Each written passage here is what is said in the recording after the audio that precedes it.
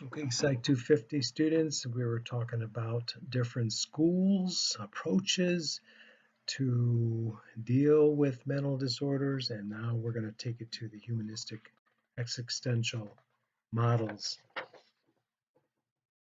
The humanistic model kind of says it all because it has the word human right in it. And it was known as the third force because psychodynamic or psychoanalytic and behavioral um, schools were so prominent. But around the 1940s, the humanistic perspective came about.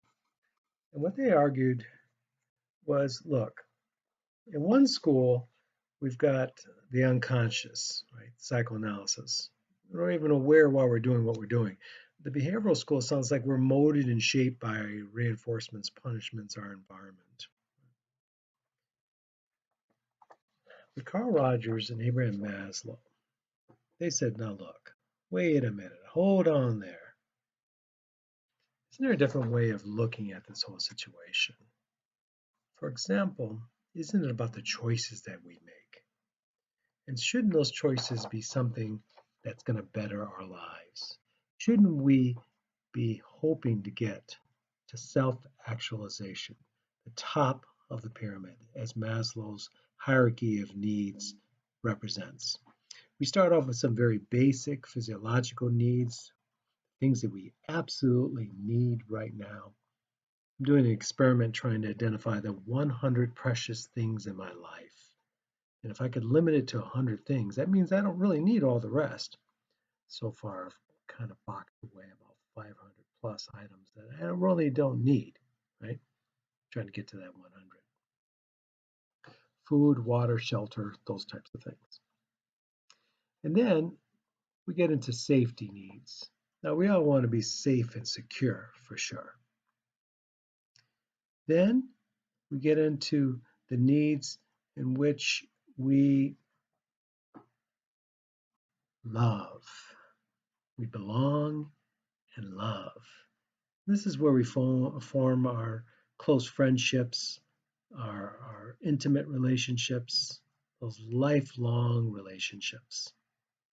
And then we get to our life where we start to get those certificates, right? Those degrees, those accomplishments, those major things in our life that are so important. And if we're lucky, we get to the top. We get to the very top where we're self actualized.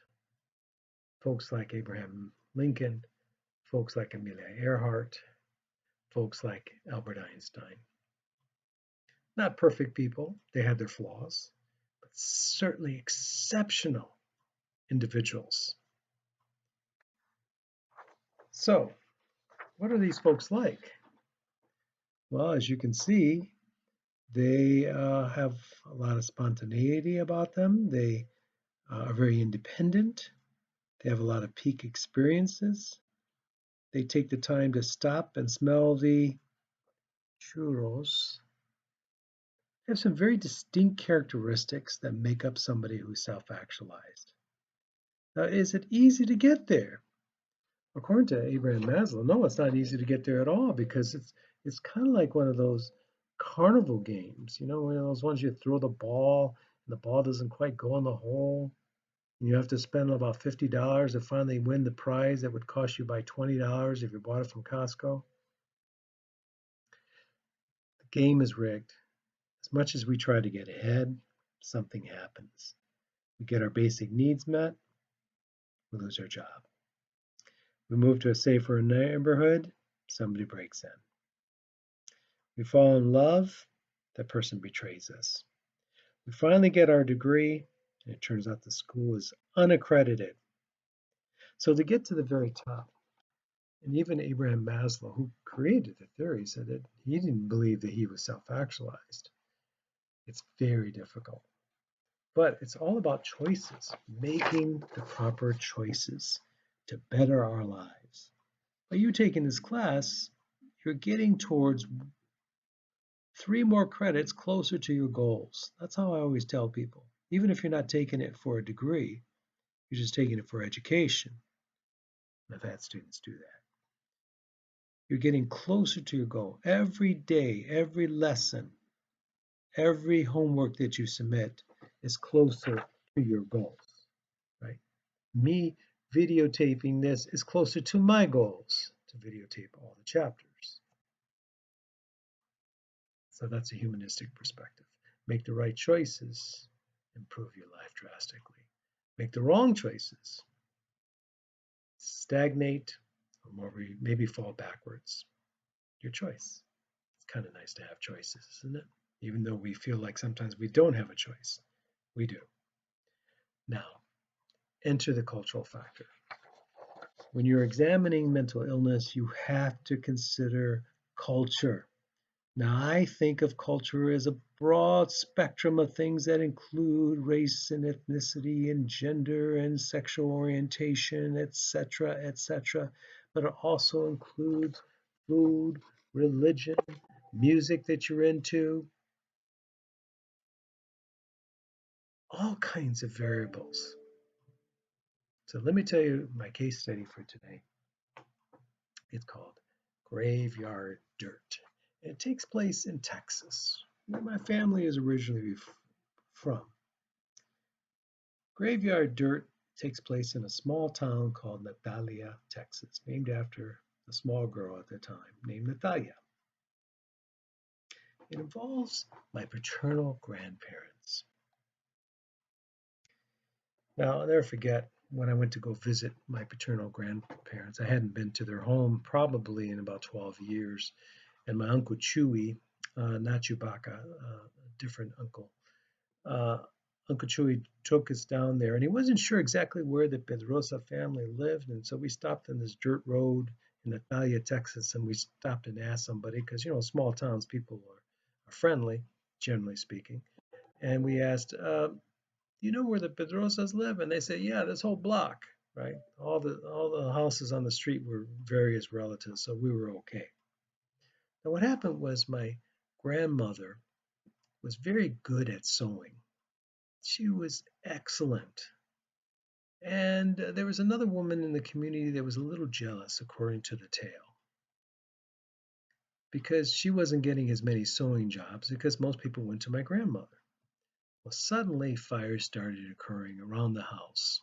It was a small little household with a little farm, and clothing would catch on fire. Clothing that was hanging outside to dry on the clotheslines would catch on fire. Even clothing in a basket that was with wet clothes would catch on fire. Now that's weird. So my grandfather had his sons and some other folks get their shotguns and wait at night on guard to see if they can catch the person coming on their property and setting these fires. They never caught anybody. But word spread to my grandfather that perhaps they had a solution to why this was happening.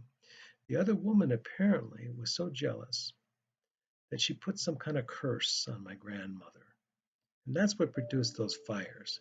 As a matter of fact, there was gossip that my grandmother was going to actually be visited by this other woman who was going to bring a bag full of graveyard dirt and throw it on the property of my grandparents. My grandfather said, well, what does that mean? Well, what that could mean is more bad news for you. So you've got to stop them. So my grandfather waited at night. He didn't have any other guards because he figured that might scare them off. He waited at night. He hid behind a tree by the house. And sure enough, keep in mind it's pitch black, there's no street lights. Sure enough, a car comes down the street and stops some distance away with no lights on. He sees two figures walking towards where he's hidden with the baseball bat. It turns out to be a man and a woman, and they're carrying a bag. As they get closer, my grandfather jumps from behind the tree, snatches the bag from them, and throws the dirt onto them. They scream, and they go running, jump in the car, and take off. After that, fires stopped occurring at my grandparents' home. They never had any trouble with this woman again. So what was going on here? Well, my grandfather asked the person who told him about the potential visit from these individuals, and the person said, wonderful. What you've done is you put the curse back on them, and there should be no more problems. And there wasn't. This is all tied to cultural factors, right? Our belief system, this notion that somehow Earth from a graveyard can make a difference in how people behave or manifesting of behaviors. And these are important because you have to consider these as important variables. You know as well as I do, people believe things, it will be important. You cannot overlook gender. You can't overlook the privilege of gender, right? And how we take a lot of that for granted. You have to understand the socioeconomic class the person's coming from, how much education they've been experiencing.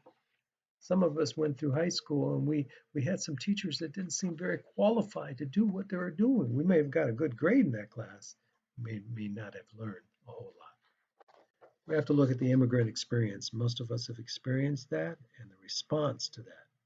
We always hear that this is a country of immigrants and we're proud of all the things that immigrants have contributed, but we don't always hear that message. With the exception of our NATO people, everybody's an immigrant here. So we have to consider the fourth force, the multicultural school, how they approach mental health and mental illness.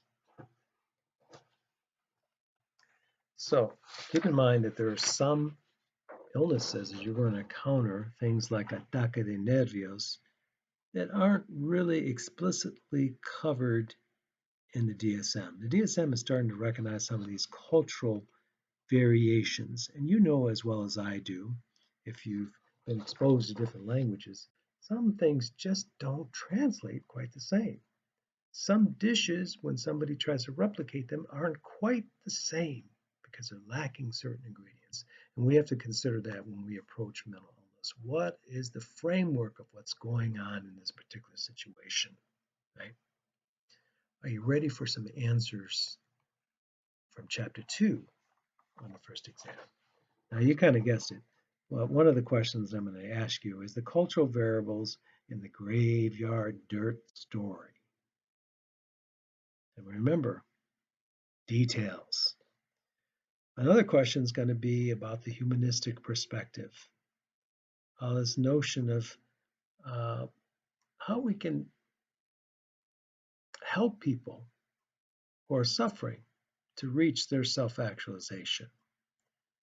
And the final question deals with two different defense mechanisms. I want you pick any two defense mechanisms from the psychodynamic perspective, explain them, define them, give me examples.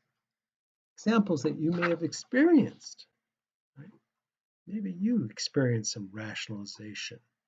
Maybe you saw somebody doing some projection. Or maybe you met somebody who was in complete denial. You can talk about those experiences if you'd like, even if it's you. That's it for chapter 2. I appreciate your attention.